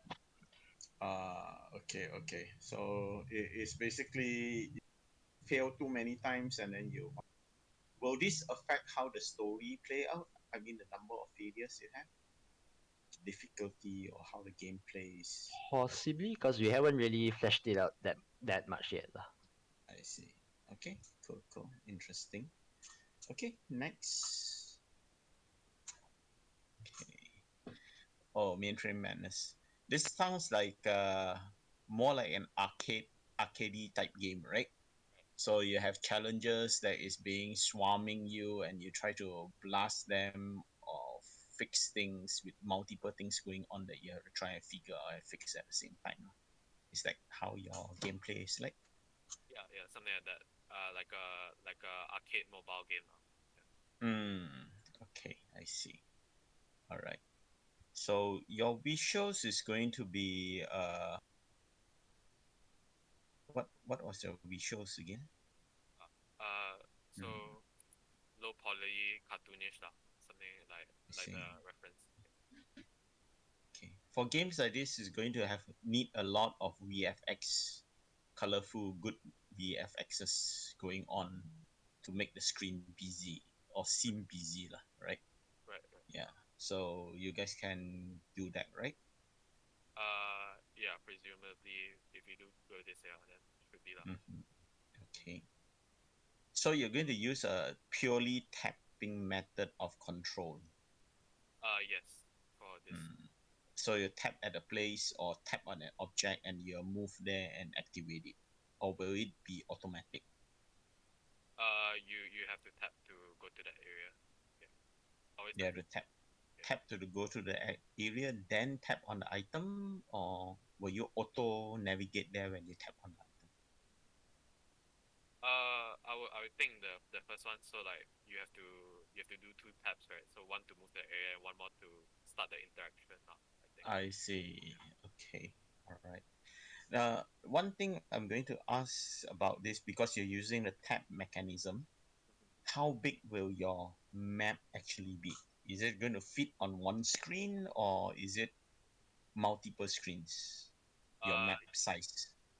yeah, I would think definitely multiple screens up. So the screen will scroll as the player progresses to another part of the map. Ah, I see. Yeah. So your player will be in the middle of the screen at Yep. all times, lah. Yep. I see. I see. Okay, that's all the questions I have. Thanks, Thank you, sir. Lichen. Yeah, Lichen and That not much for me, but I would like to say the overall idea is quite interesting, even though it's relatively a very basic kind of like gameplay, but you guys try to add in something quite creatively. I quite like it. Um, yeah, I think uh, I think later I'll just wait for Mr. Jiran give the feedback. Then see which is the game you guys prefer to do. Um. Right. Okay. I think all the ideas are very well. Pretty much you guys have an idea what you need to do. Uh. I just have a very small nitpick. It's just presentation time control. You guys a little bit too long already on your presentation. So yes, it's there's technically no real time limit here, but you want to be careful on like if let's say this is being pitched to a publisher. Usually they have a very short attention span because um they need to deal with hundreds of games pitches every day. So you want to practice in a way that you have all the core concepts right. You can get it out within the first 30 seconds to a minute. Then whatever extra gravies, so you can like fill in later. Have the tone be more bright and focused. I know, especially during an online session, because voice muffling, everything will actually make the whole presentation kind of toned down.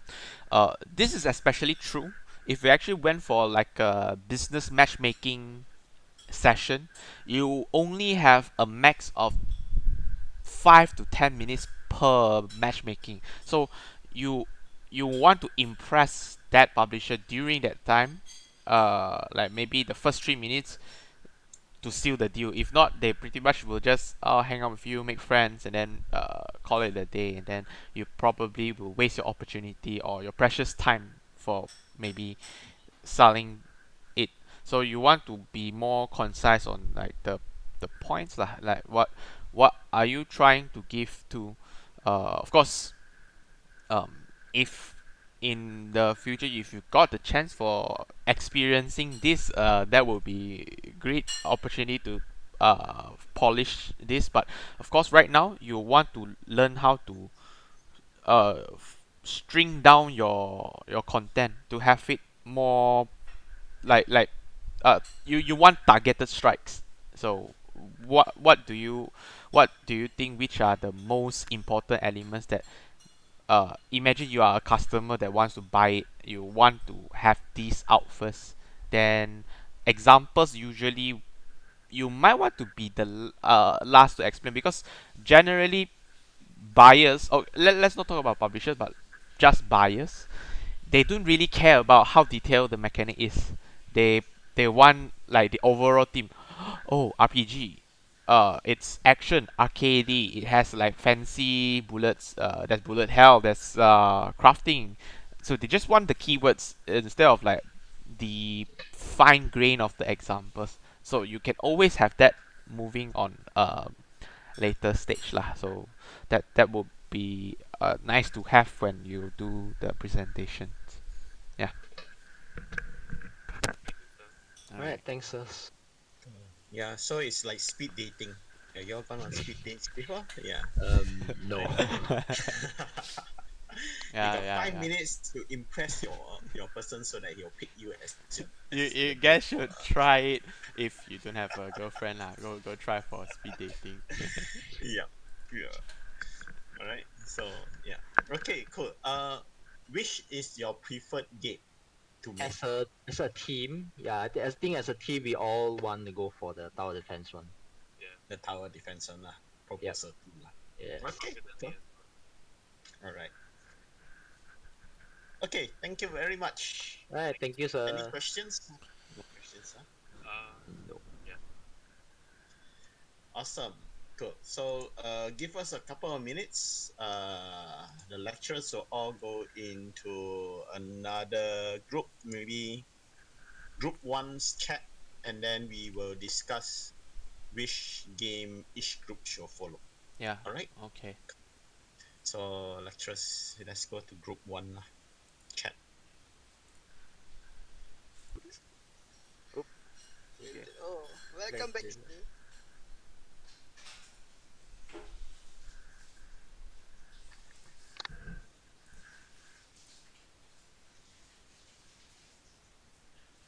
So we have discussed it. All right. So for the first team, wait, let me see which team is that called. First team, Team Zero T. Okay. The game we have chosen for you is Poltergeist. All right. So you'll be focusing on making the Poltergeist game. Okay, thank you. Okay. So for next week, I want you to come out with a full proposal. All right. That is more deeply thought out. All right. So we want visuals on exactly how it will look like for your game. All right. Concept arts as well as, if possible, your screen. All right. How your screen will actually look like, how your visuals will look like. Because at this moment, the problem is we do not know what is your artistic direction going to be. So we want to catch that next week. All right.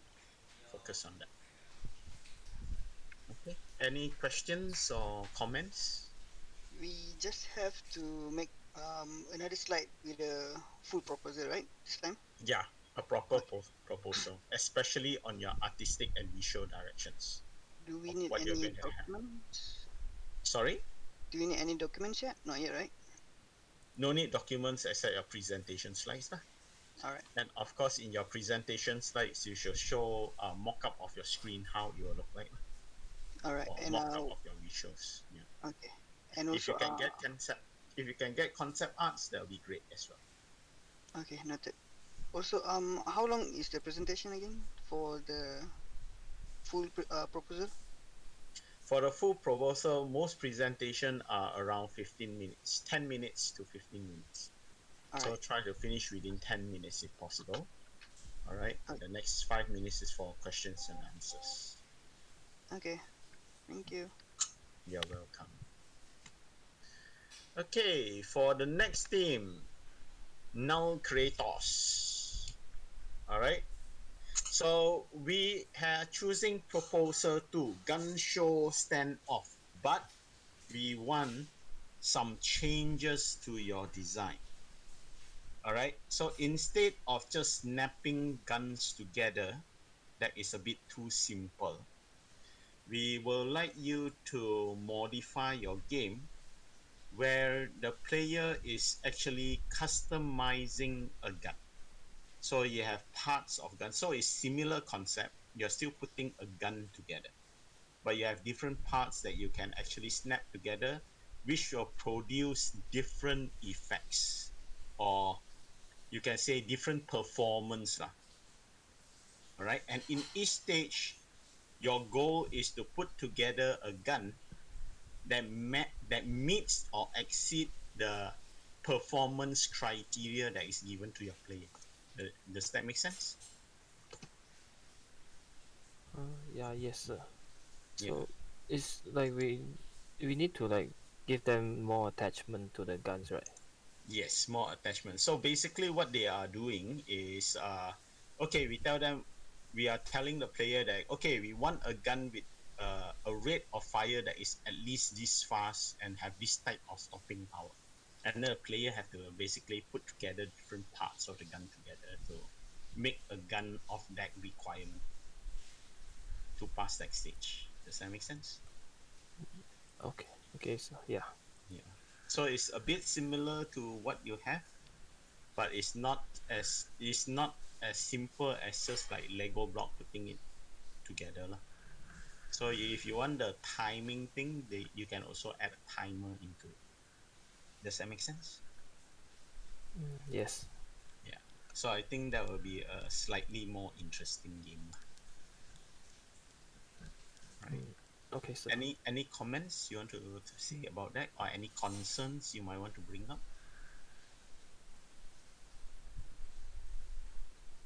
For now, I guess no. No. Yeah. All right. Cool. Great. Thank you.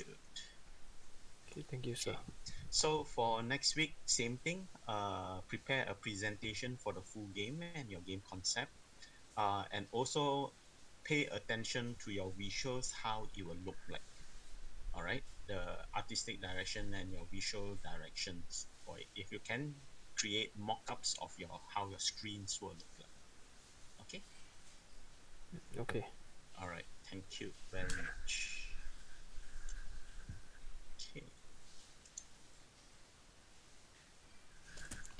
Okay, for team 3, uh, which is what's the name of the team again? Stop Feeding Studios. Yeah. All right. We have picked the game that you are making is Mind Doctor Proposal 3. Okay, it's one of the more interesting concepts here. All right. Now, for Mind Doctors, we would like to see more of what you intend to do for your game when you do your proposal next week. All right. So create a proposal focused on this game. And also, we would like to see visuals of how you want to present your game, especially the operation part, the modifications part, and identify how many screens you will actually have, different screens that a player will be interacting with. Another key thing for you guys is that the objective of the game at the moment is still not very clear. All right. So and how the player actually receive or achieve that objective is not very clear. So we would like you to come out with a more definitive objective and how you're going to reach that objective lah. Okay, is that all right? Sir, sorry, actually I'd like to speak on behalf of the team now. Uh-huh. Is it possible if we have some sort of compromise where maybe next week we do the pitch again for both the tower defense game and my doctor, because I've spoken to my teammates lah, especially Mm-hmm. the tech people. They Okay. they really have a lot of passion for doing that game lah when talking to them. Which So game? the tower defense game, the renewable. Oh, okay. Yeah. All right. So I was thinking of like maybe we can do like pitches for both, and then maybe you can end up choosing which one. Mm. But like and also like another thing is that because for GPS1 we did do like a narrative based game lah. Okay. So what happened was like a lot of the tech people they weren't comfortable with implementing the story elements, because a lot of the time they ran out of time for doing just the basic gameplay elements. So I see. that was the thing. Like actually we were going to remove the Mind Doctor pitch for that Then you purpose. sure have removed it. Yeah, yeah. That was my bad lah. Mm. Okay. Zero, what do you think? Do you want that to repeat or straight? How they are not very keen on mind. Um, yeah, I'm okay with repitch. I'm good with it. Because uh, the I think Mr. Michael, you mentioned about the reason why we picked Mind Doctor over the other one, Tower Defense one, right? Yeah. Yeah. So yeah, it feels a bit generic right now. So Yeah. it's kind of under scope. But Mind Doctor, it gives a very intrigued thematic in it. Like Oh, Yeah.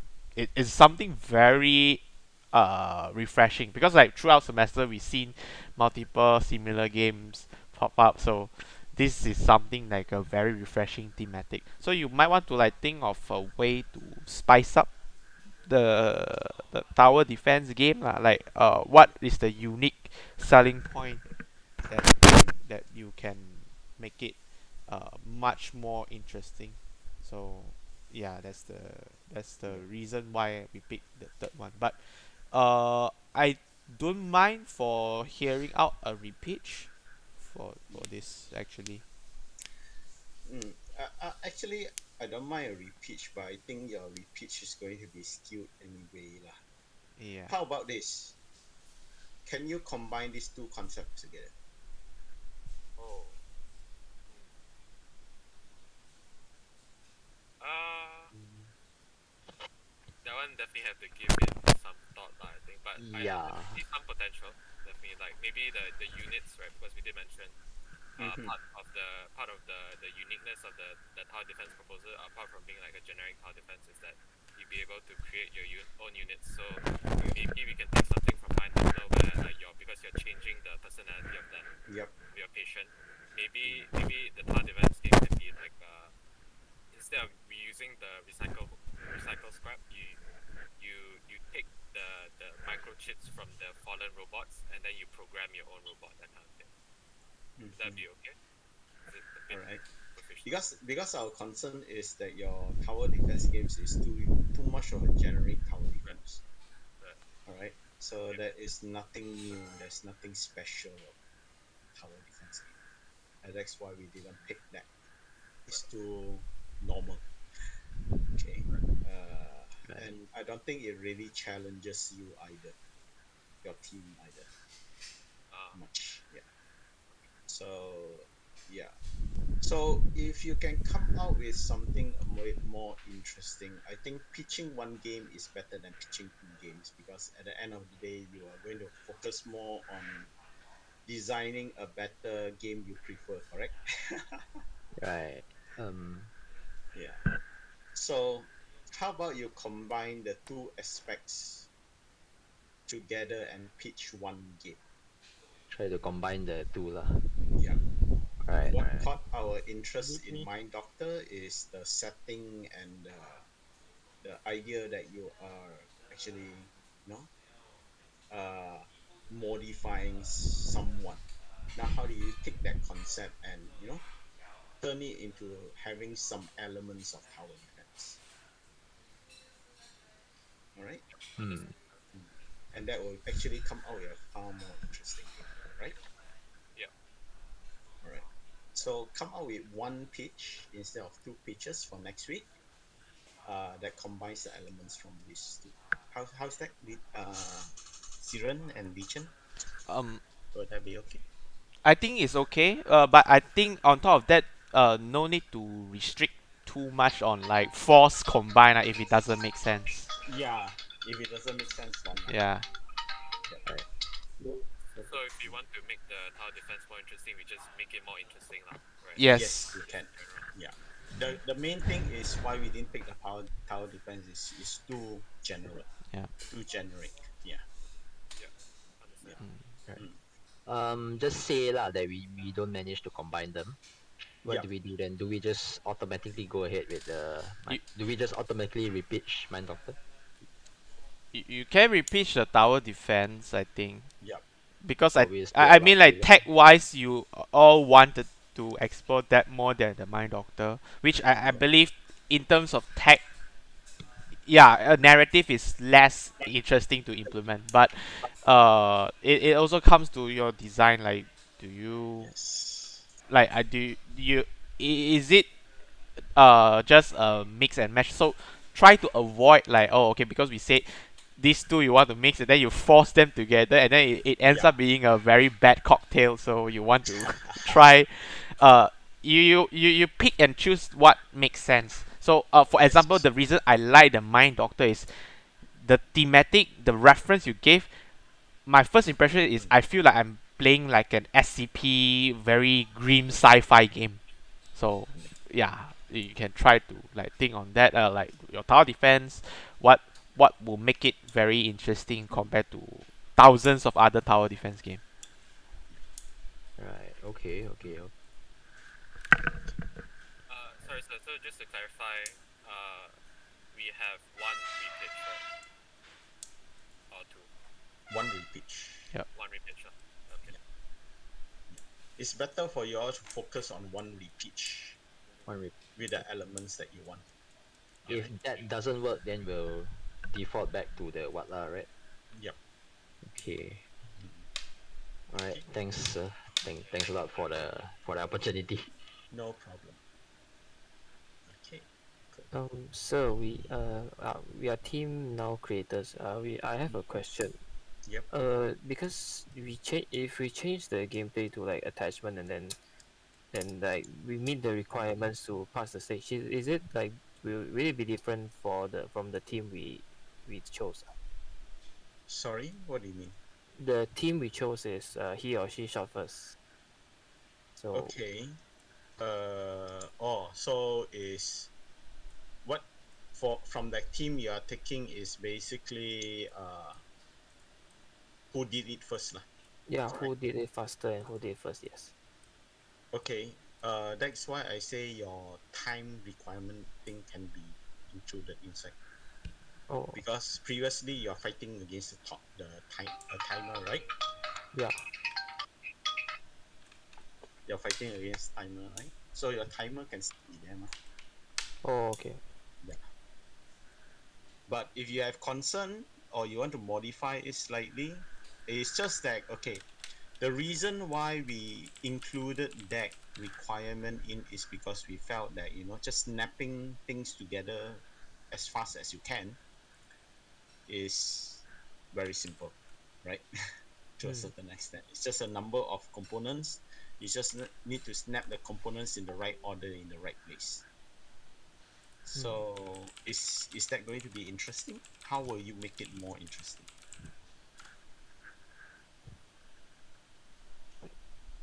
I think we will need to think about that lah for the team. Yeah, and that's why we suggested you're still putting the gun together and you still have a time limit, but now you need to instead of just finish putting the gun together in order, you also have to meet a criteria. Oh okay. I Does kind that of make get it. sense? Yeah yeah. uh, so it's still putting a gun together, but now you have more pieces. So maybe different stages you can have different components that give you a certain effect. Now you have to also think about if should use this component or that component to make that gun within the time limit. Does that make Mm, sense? Yeah. mm, So yeah.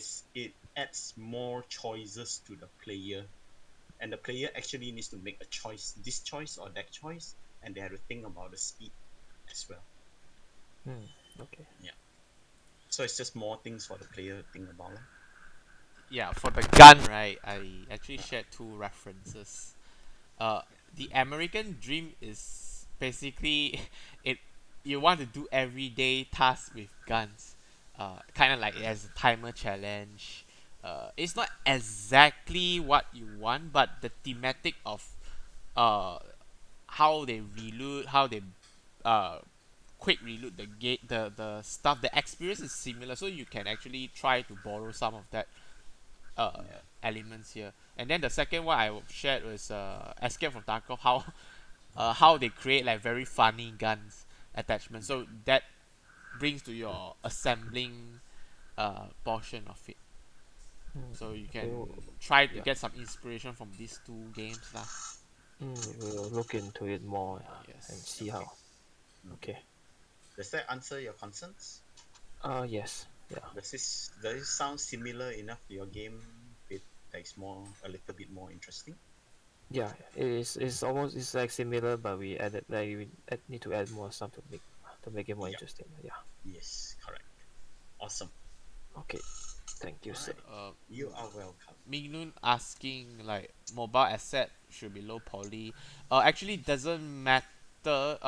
Yes, you still need to have control your poly count, but Yes. uh, it doesn't mean that you cannot do realistic art style. So Yeah. Mm. Your lighting has to be really careful lah. You have to really yes. optimize your lighting lah. So heavy lighting is going to be Yeah. a problem for mobile. Yeah. Yeah. So usually from tech side, right, they will learn something like they can do light maps. So basically, there's you don't have real time lighting. You can sacrifice real time lighting to boost your performance, things like that. So Yeah. there are techniques that you can work around to reduce it. Most likely your textures you probably cannot use too much PBR style stuff lah. I think you still can in modern mobile phone, but might be something that you want to consider. You don't put um 2K texture or 4K texture. You probably don't want to have like ultra high poly model. Yeah. Yeah. So this come to one point is that's why you need to clear about like what kind of style or what kind of art style you want to achieve. Let's Yeah. say example like if you are going go for those like low poly very plain color style, that one maybe just one color maybe can be 125 texture 125 times 125 texture will do. So this one is depends because there's no detail on top. So that's why you can use the black color then you play around with the UV. It's 110 maybe is too high for it because there's no detail on top. If there's detail on top, maybe you can try to use other texture. So this come to one point you need to play around with you need to know about your current situation is you're having restriction on the lighting, you're having restriction on the limited texture resource.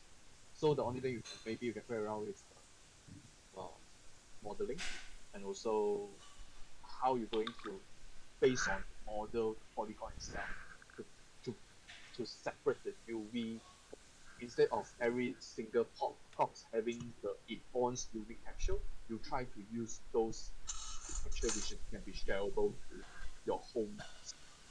So this is the idea you need to discover by yourself. Don't always think on the traditional way like one box, one texture. Is the texture 1K or 2K? Doesn't look like that. You need to look at the whole big picture. How how you're going to how you're going to separate the material, the texture for arrangement for the whole scene. Then maybe in the end you found out maybe only five one good texture, you're able to texture the whole scene already. So that's why the first thing you need to do is you need to clear about what you want to achieve. Yeah. And is that if the thing you is if there has any having some difficulty for you to achieve that, how are you going to tune in and yeah, for you able to do it. Mm. So that's whole point for the first few weeks for you guys. No, to make yourself clear. Are you okay to do that? Are you able to do that? Yeah. Don't wait until like the first thing I mentioned, don't wait until week 7 or week 8 and you realize you're not able to do. Then it's very troublesome for yourself. Yeah. This is also one of the core reasons for the GPS2 class. That's why we set your requirement for your game must be mobile and must be 3D, is to ensure that you meet these limitations. All right. And you go through the challenges of trying to overcome these limitations. All right. Cool. Any other questions?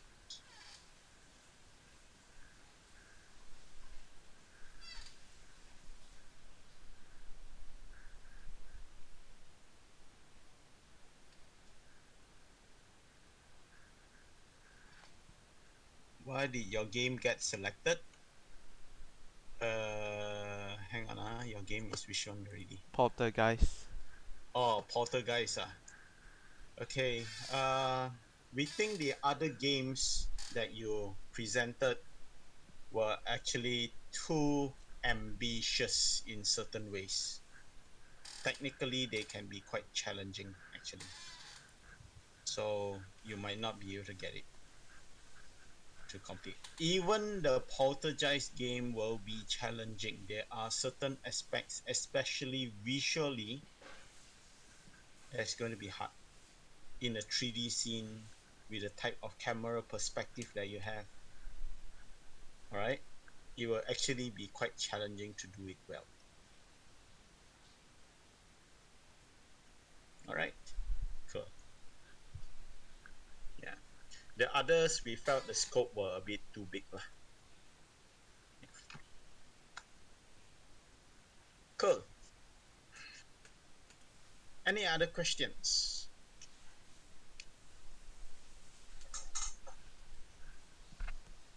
No questions? If there are no questions, okay, someone is typing.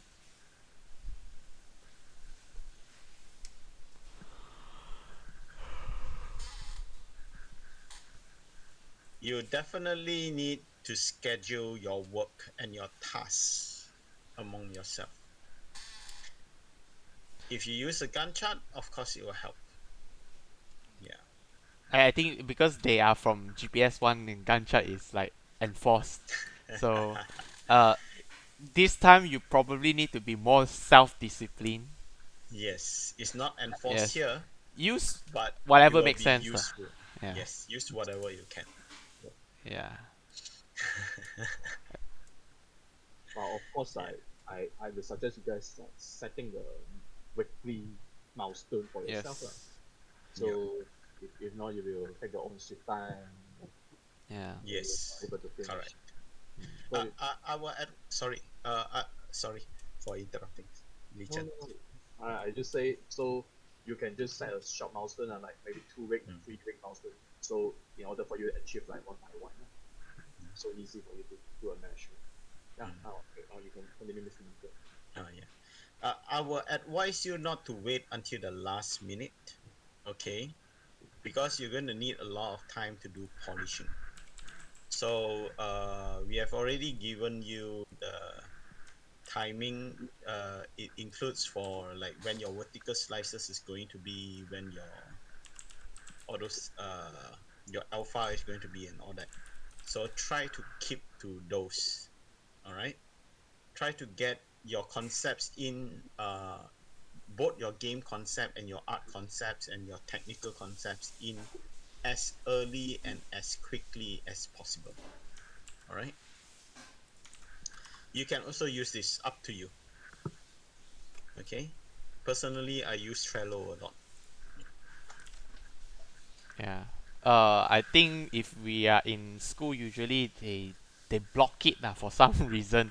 But Yeah. since we are work at home, I think Trello, Kanban will be very effective way. I think Trello will be the best because everyone can see and move their tasks around. It's like Gantt chart but interactive.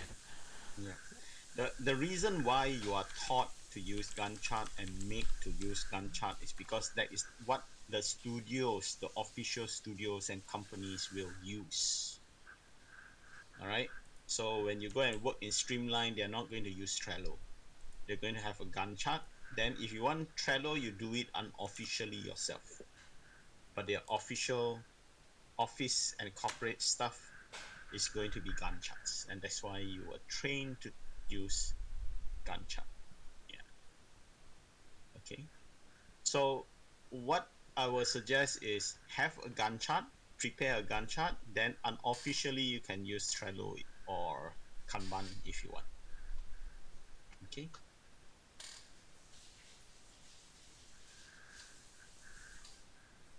Any other question?